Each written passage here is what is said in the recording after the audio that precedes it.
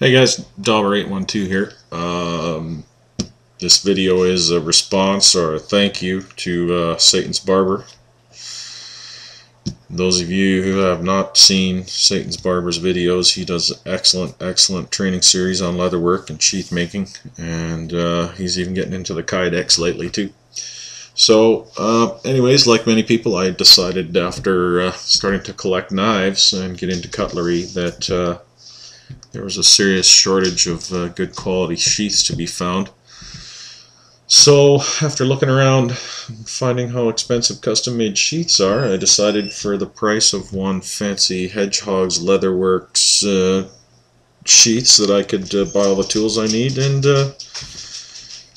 some leather and go ahead and try to make them myself. So I guess I'll start with the first thing here. This is what I call my double necker. This holds my Becker necker knife along with my cold steel bird and trout knife.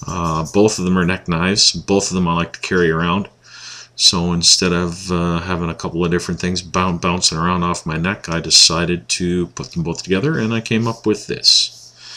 So basically all I did was laid something out just the same way you do for a single knife, except I laid it out for both and stitched it together accordingly. Burnished it, and this is what I got. So the way it works here is if you're wearing it or if you're holding it in your hand, whatever, you just open the snap, pop out the neck knife. Now this one does fit a little snug in there, but it'll work in with time. And then on the other side, of course, we got the bird and trout knife. Just pop that sucker right out of there.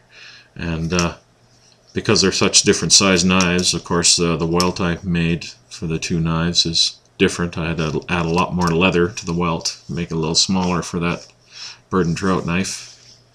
But I don't know if you can see there how I stitched around both blades and all. So that's pretty much straightforward sheath, the two pieces of leather and a welt in the middle, and that's pretty much all there is to it. I put this small piece of leather here on with the Chicago screw, and that just leaves me a point to tie what I've got on here is empty paracord. Don't put paracord around anything around your neck with paracord with all the strands in it. It's strong enough that it can and may hang you if you get caught up in a tree or something. So either empty all the strands out like I did, and it's much weaker, or else get yourself one of those plastic spring-loaded slidey dealies here that you can put on the ends of the cord. That way if you get hung up, it'll just slide right out of there and you won't choke yourself or anything. Anyways, so yeah, so there's my neck knife, my double necker. It's a bit of an oddity, but they're both held in with that 3/4 inch strap, and it works quite well. As you can see, either knife cannot come out, so there's a secure purchase in there. So that's my double necker knife. So the next knife I'll show you is actually the knife that I got into this whole leather making spiel for, was to make a sheath for this. This, of course, is the venerable Becker BK2 Campanion knife made by K-Bar. This is a pretty popular knife. I think there's quite a few of them out there. And this style of sheath that I went for is also fairly popular out there. What I did was basically I just took the best elements of what's out there and what I wanted, and I made it exactly the way I wanted. So it's got a Sam Brown snap here to hold it in. You see I've molded it all to the, you can see down the way there, you see there's a little hole in the end to drain out any water. It's got, you know, this is a big fat knife. This is a 1/4 inch stock piece of knife, so the welt, actually I needed two pieces. I don't know if you can see that very well on the camera, but I needed 2 layers of 8/9 leather just to make the welt. So you can see that's a fairly thick little chunk of leather.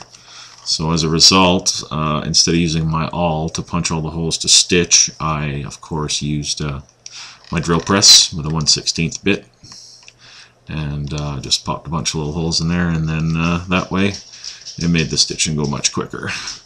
Also with this sheath, what I've done is I've mounted the straps and the tinderbox and the fire steel are all on one piece of leather that I've mounted to the sheath separately. It's mounted with these 2 Chicago screws right here, so that you can take this off completely and put it on the other side if you want. It's semi-ambidextrous, I guess you could say. Now, I'm right-handed. I prefer horizontal cross draw, so I made the sheath accordingly. But I can also, if need be, flip this around to the other side, and then that would allow me to carry scout style behind the back, right-handed, and everything will still work fine. So, as you can see, I just wet molded a small piece of leather to hold my fire steel, and I stitched it down the outside. What I did was I clamped it while it was wet with some clamps, and then once it dried, I just marked the stitches and stitched that on. Tinderbox is now if you want to know how to make one of these tinderboxes, go over to Satan's Barber's channel, and he adds a tinderbox, makes an excellent video of adding a tinderbox to his sheath. I basically watched his video a bunch of times and copied it, and so that's how I got my tinderbox. It works great, just like it should. It's it'll hold some tinder for you, or your little fishing kit or whatever, and it looks cool as balls. So there is my Becker BK2 Campanion homemade, custom-made leather sheath. Alright, so the last one I was going to show you here, this is a Grohmann DH Russell Canadian belt knife.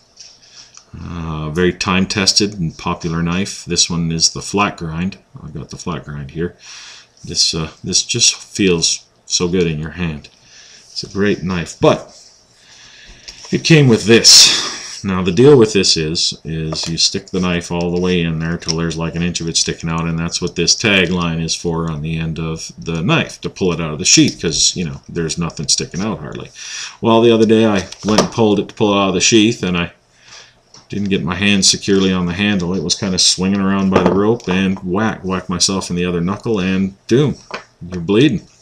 So after doing that, I decided that this sheath sucked. No offense, I know there's a lot of guys that make sheaths like this out here, and some guys love them. I think they suck. So I went ahead and made myself a sheath for this knife. Now the sheath I made here just covers the blade, and the idea is that I could get full purchase of the handle before I pull it out, so I don't do anything stupid and hurt myself. And then I just put a brass snap on the top here, so that of course it doesn't flop around when you're wearing it on your belt. I folded it over for about 1 3/4 inch belt loop. It'll fit. I stitched that. I also stitched on, I used one brass rivet, and then I put a few stitches on either side to make sure that strap is in there good and tight. I also, as a shout out to Canada, I'm originally a Canadian, and as a shout out to my Canadian belt knife, I thought I would carve out a maple leaf here. So the rest of this is all 8-9 ounce leather, except for the top. I took 2 pieces of the smallest leather I have, which I believe is 5/6 ounce, and I put 2 layers on. I put 1 layer on and dyed it a darker color, and then the second layer I just I carved out that maple leaf with my X-Acto knife and burnished it with a toothpick and stitched them together, and that's what I came up with. So I don't know, I think it's kind of a traditional looking sheath, and it's a traditional knife, and I think I really like the way it looks together. What do you think? Not bad, huh?